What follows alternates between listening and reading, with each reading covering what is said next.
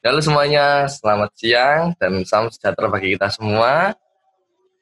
Eh, di pandemi ini kita tetap harus jaga kesehatan, tetap stay healthy dan tetap menggunakan masker dan selalu cuci tangan.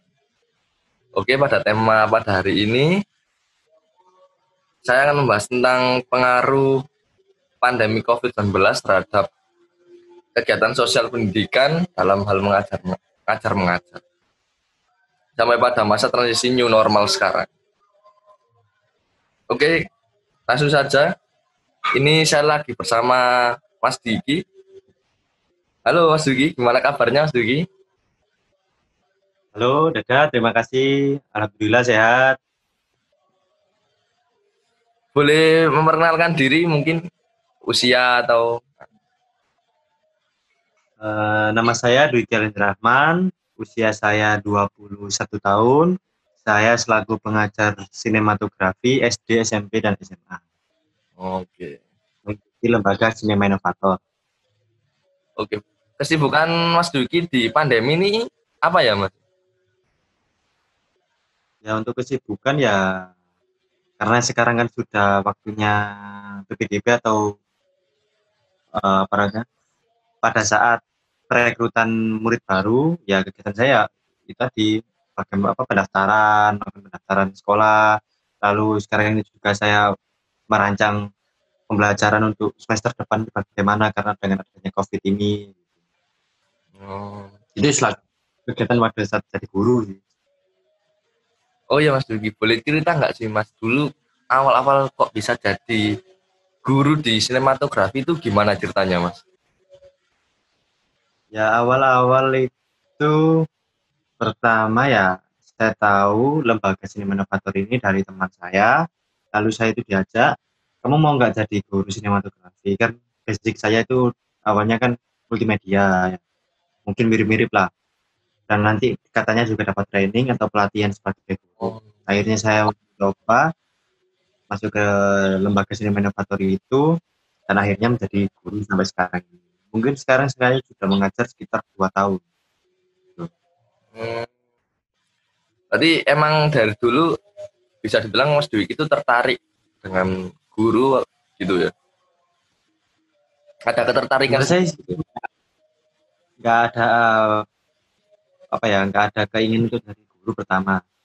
Ya mungkin karena awal-awal saya ingin tertarik dengan sinematografinya, akhirnya saya masuk sekaligus belajar. Dan ternyata menjadi guru itu juga sangat mengasihkan juga. Oke, Seru lah. seru berarti Mas ya. Oh, di mana Mas Duki ngajarnya itu Mas? Sekarang saya ngajar, karena kan saya ini lembaga Sinema Inovator ini lembaga pihak ketiga, Ya. yaitu bekerjasama dengan sekolah. Sekarang saya bekerjasama mengikuti 45 atau sekitar 55 sekolah di Surabaya. Gitu. Banyak betul Mas ya. Tapi saya sendiri bagian mengajarnya itu saya kena di SMA Al-Falah Bintang, SD Gloria 3 di Pakuwon sana, terus SD Al-Azhar 11 Surabaya, sama dengan SD Al-Falah As-Salam. Gitu. Oh iya Mas, pastikan yang namanya ngajar atau sekolah itu kan pasti ada yang namanya murid nakal lah itu kan ya Mas. Itu pernah nggak nemuin gitu Mas? Hitungannya nyeleneh gitu muridnya. Ya banyak sih, apalagi sekarang kan menurut saya anak-anak didik saya yang SD-SD itu sudah lebih paham mengerti ketimbang saya dulu waktu saat SD. Gitu. Dulu saya belum pernah mengenal HP, waktu SD sekarang murid-murid didik saya sudah kenal HP. Banyak perkembangan yang harus kita hadapi dan bagaimana cara menghadapi mereka di perkembangan yang sekarang ini. Contohnya sekarang kan teknologi, berarti kan Iya. kita harus pahami mereka juga, oh mereka juga paham teknologi dan bagaimana cara kita menaruh citra kita sebagai guru Oh, supaya kita dipandang guru ini bisa berwibawa dan bisa terlihat kalau ini memang guru. Gitu. Bukan karena kan umur saya masih mungkin 20-an ya, 20. Mungkin pandangan mereka kan guru saya kok masih muda. Nah, bagaimana caranya saya tetap membawa wibawa saya sebagai guru. Walaupun saya di usia yang semuda ini. Karena kan anak juga bandel lah, itu loh gurunya masih muda, aku beranilah untuk sedikit bandel. Tapi bagaimana caranya kita untuk memberi mereka wawasan dan membimbing mereka supaya tidak memandang umur, tapi yang dipandang itu adalah status yang saya pegang. Oh, Ya. saya di sini sebagai di luar pembelajaran ya saya sebagai teman lah boleh lah, sebagai kakak sendiri boleh lah. Terus itu Mas apa? Tadi kan Mas juga menjelaskan tentang sinematografi, itu bisa dijelaskan nggak sih Mas itu apa hitungannya basicnya itu apa itu sinematografi itu? Kalau sinematografi itu hampir sama dengan fotografi ya. Tapi kalau fotografi kan kita mengambil satu fitur gambar atau satu buah cahaya yang dijadikan sebuah foto. Tapi kalau di sinematografi, kita mengambil beberapa gambar hingga dijadikan sebuah video atau sebuah film. Dan sinematografi ini bekerjanya itu pada DOP sebenarnya, Oh, Direction of Photography. Jadi bukan kalau kita untuk jadi sutradaranya atau penulis ceritanya atau sebagai apa, tapi kita itu sebagai jembatan seorang sutradara dan seorang penulis cerita hingga mereka bisa mengimajinasikan karya tulis mereka. Contohnya karya mereka itu seperti cerita ini dan bagaimana caranya kita memvisualisasikan karya tersebut. Itu fungsi sinematografi menurut saya. Terus kalau di lembaga kami memang sinematografi seperti itu, tapi di lembaga sinema inovator kita mengajarkan juga tentang produser itu seperti apa, sutradara itu bagaimana kerjanya, aktor itu seperti apa, jadi kita semua komplek hingga pembuatan sebuah film. Gitu. Jadi oh, tidak fokus ke sinematografi. berarti banyak banyak Mas itu. Ya, Terus ini kan yang kita tahu kan sekarang kan lagi pandemi ini loh Mas kan COVID-19 ini. Terus otomatis kan kayak belajar mengajar itu kan apa dari rumah, apa-apa kan dari rumah. Itu Mas Dwiki sebagai guru itu merasa susah nggak sih ngajar anak-anak ketika jauh nggak ketemu atau online itu susah nggak sih? kalau dari pandangan saya sih memang sedikit susah dan kurang efektif untuk pembelajaran. Karena kan saya sendiri kan pengajar sinematografi dan juga kebanyakan di praktek. Saya biasanya kalau di kelas memberikan materi atau memberikan praktek, akhirnya mereka bisa bertanya, apa sih maksud ini? Tapi sekarang dengan daring, walaupun dengan aplikasi Zoom, aplikasi apapun yang memang itu bisa digunakan untuk daring, menurut saya kurang efektif untuk pembelajaran sejenis praktek ini. Mungkin nggak hanya saya sih, mungkin ke pelajaran yang memang ke benar-benar ke materi saja itu pun mungkin sedikit susah. Karena kan pemahaman itu sedikit, ibaratnya sedikit kurang maksimal lah untuk dilakukan. Apalagi pada saat kita memberikan teori ataupun waktu pada saat kita pembelajaran banyak yang tidak bisa join, apalagi seperti SD tidak bisa mengikuti materi kami karena kan handphone atau laptopnya kan dipakai orang tua, Ya, jadinya yang masuk nggak bisa 100%, padahal sumpama murid saya 40, ternyata yang bisa join ke aplikasi daring atau aplikasi yang digunakan untuk pembelajaran online hanya cuma berapa orang, 5 atau 10 orang, kan tidak efektif. Yang ya. lainnya bagaimana menurut saya sih. Jadi sedikit susah lah untuk pembelajarannya gitu. Kalau seperti Nggak itu hanya mungkin secara penilaian berarti bagaimana ya? ya kalau penilaian ya yang pertama saya lihat dari keaktifan. Mereka benar-benar memang tidak bisa menggunakan handphonenya atau tidak bisa menggunakan alat yang digunakan untuk belajar atau bagaimana atau memang itu hanya dari alasan orang tua, itu dari pandangan saya satu untuk keaktifan ya. Nah untuk prakteknya sendiri saya kan memberikan tugas atau memberikan pemaparan contoh mereka biar praktek. Saya suruh membuat vlog. Nah hasil vlognya itu seperti apa? Kalau memang beliau apa mereka itu paham dengan hasil yang saya berikan, saya kasih penilaian yang sesuai. Kalau emangnya mereka tidak bisa mengerjakan ya tetap saya kasih nilai karena apa? Itu mereka sudah mulai mencoba. Ya, Karena kan tidak semua orang atau setiap siswa itu sama pemikirannya. Oh, ada juga yang perlu dibimbing mulai nol atau didampingi supaya dia bisa dapat bergerak. Ada juga yang tanpa didampingi pun kita hanya memberikan teori bisa bergerak.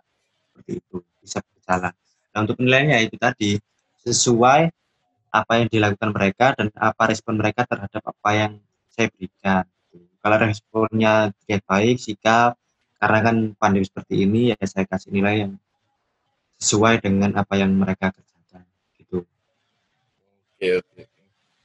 Oh ya Mas, ini yang terutama ini Mas, pernah nggak Mas merasa khawatir? Kan itu kan kita kan apa belajar jarak jauh kan ini karena pandemi ini COVID-19. Pernah nggak merasa khawatir?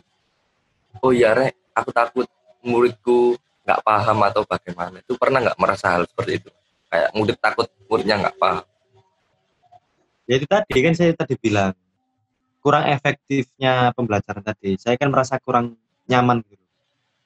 Kenapa kok kurang nyaman? Biasanya saya memberikan materi sampai detail, sekarang memberikan materi materi itu dibatasi dengan waktu, terus mereka itu kurang paham itu untuk tanya jawab itu sedikit susah, ada juga yang tidak bisa mengetahui bagaimana caranya teknik daring. Akhirnya saya merasa tuh kayak mereka tidak mendapatkan porsinya gitu. Seharusnya porsinya itu satu mangkok, ternyata mereka dapatnya satu lepek. Contohnya seperti itu. Oke, oke. Oh iya Mas, ini kan sudah 3 bulan kita di rumah aja teman kan. Kita harus kerja di rumah, apa kita cuma di rumah. Itu pernah nggak Mas rindu tentang sekolah atau apa aktivitas wajarnya itu pernah nggak merasa rindu? Apa yang dirindukan itu? Ya yang saya rindukan ya, karena kan saya juga mengejar SD ya, ya lucunya tawanya anak-anak waktu pembelajaran, lalu proses mereka belajar itu ada yang salah. Contohnya waktu belajar acting, saya suruh ketawa, dia malah menangis karena dia malu dilihat teman-teman. Itu yang bikin lucu gitu. Terus ada juga yang praktek kamera, ini namanya apa, ada yang juga yang keliru menjawab. Akhirnya kan itu yang membuat saya kangen bagaimana suasana sekolah, suasananya orang-orang di sekolah, guru lah, Pak Bon lah, orang-orang yang memang ramah dengan saya pada saat mengajar. Itu saya kangenin suasana-suasana di sekolah tersebut.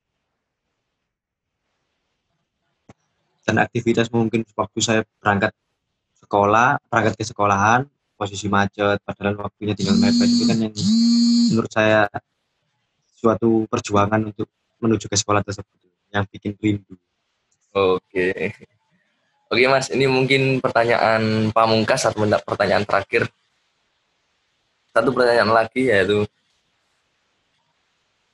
bisa nggak Mas kasih pesan buat semua guru, pesan buat Mas Dwiki itu apa Mas buat semua guru dalam menghadapi pandemi seperti ini?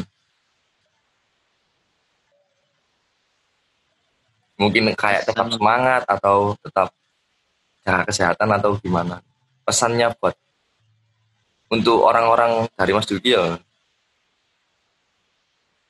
ya mungkin pesannya kan hampir sama karena kan ini universal ya, tidak hanya guru saja ya. Yang penting semuanya tetap semangat, lakukan aktivitas seperti biasa.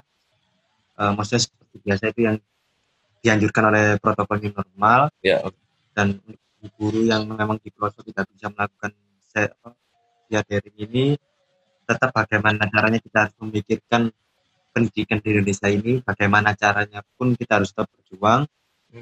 Ya gimana ya, karena kan sekarang kita tidak bisa datang ke sekolah untuk menemui anak-anak, apalagi jangkanya anak-anak itu kan masih panjang, perlu bimbingan dari kita sebagai guru. ya. Nah, kan kita sebagai guru harus membantu pemerintah atau membantu orang-orang yang telah berjuang sekarang ini supaya anak didik kita atau generasi yang akan datang tidak tertinggal pendidikannya. Iya, benar. Oke.